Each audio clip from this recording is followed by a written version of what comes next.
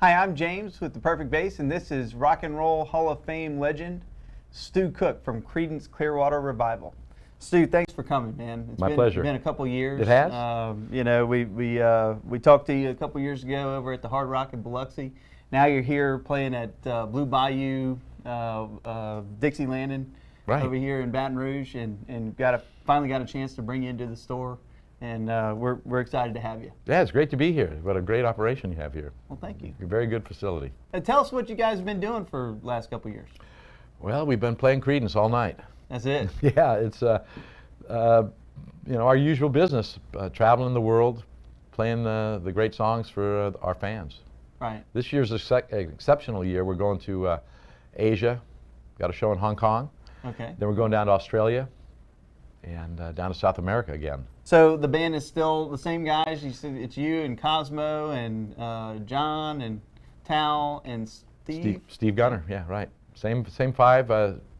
It's been the same band for 16 years. 16 with the exception, Tal joined us 6 years ago. Right, and he's awesome. Oh yeah, he's player, terrific. So tell us about what you're playing these days. Well, I'm playing currently, as of today, I'm playing a fairly early Mike Lull PJ5, tricolor sunburst, rosewood board, passive.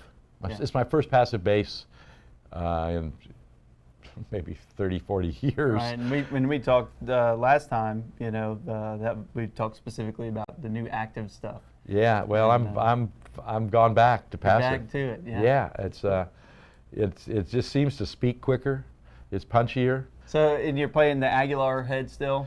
Aguilar 750 is the head of choice. I've used some 751s. They're every bit as punchy, big. I mean, they got the power. I think I prefer the EQ in the 750 a little bit more for me. I play with a pick, a heavy pick, and so I like the curve on the mid range a little better on the older amps. But, right. And you're running that through some SWR cabs? Using SWR Goliath 3s, 410s for the most part. Occasionally, when I can find one, I like the 115 cab in conjunction with the 410 box. Right. What's your favorite song to play live? Well, I like Down on the Corner. It's sort of a bass solo from the beginning to the end. So we talked a little bit about backline. You guys, all of your gear is backline on your tour, and you kind of mentioned that CCR is kind of a pioneer in doing this backline stuff.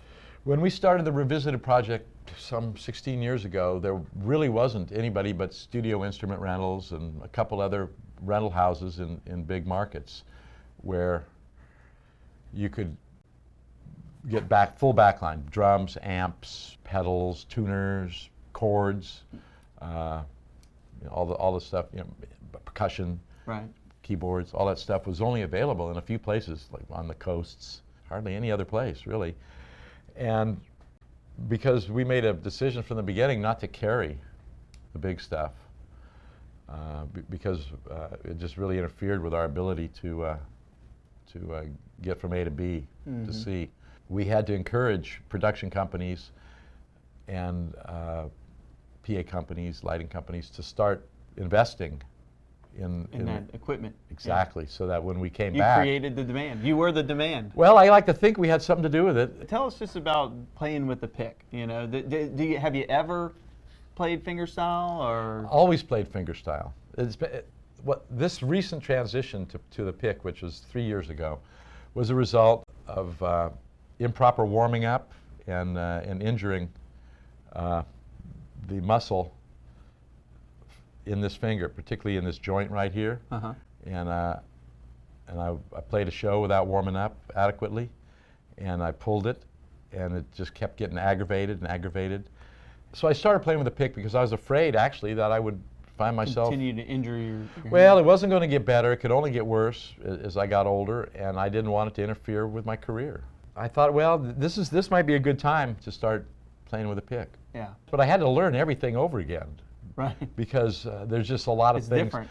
It's simply put, it's really different. Yeah. So what's the plan for the rest of the 2010? 2010, we've got maybe 15 shows left here in North America. Then we're heading to Hong Kong, and then from there we jump off to Australia for 5 shows. This project, Creedence Revisited, has never played Australia. We played the rest of the world, Asia, Europe, South America. Well, that'd be a big deal down there. Yeah, this is going to be good. 5 shows in Australia. We come home for a couple of weeks and head back to South America with 6 shows in Brazil, 1 show in Argentina, and 1 show in Chile. Okay, nice. Yeah. Well, that's a full schedule. That's a full boat. Yeah, and that'll wrap up the year, I think. This will be about 75 shows. If somebody wants to find out about any of your shows, you've got your website, Creedence-Revisited.com. True. And of course, you can link up with them on Facebook and Twitter as well. Facebook. I know Facebook. It's Facebook/ccrevisited.com. Okay. I don't know Twitter, but I know that. There's a link on your homepage. Well, that's it. We've got Stu Cook, Creedence Clearwater Revival. We appreciate your time, man. We thank. It's been my pleasure once again. Good to see you. Special thanks out there to Wendy Brentford Jones and the band for letting us borrow Mr. Stu for a little while, and also Wayne Nagel. We'll see you next time. perfectbass.com. Adios.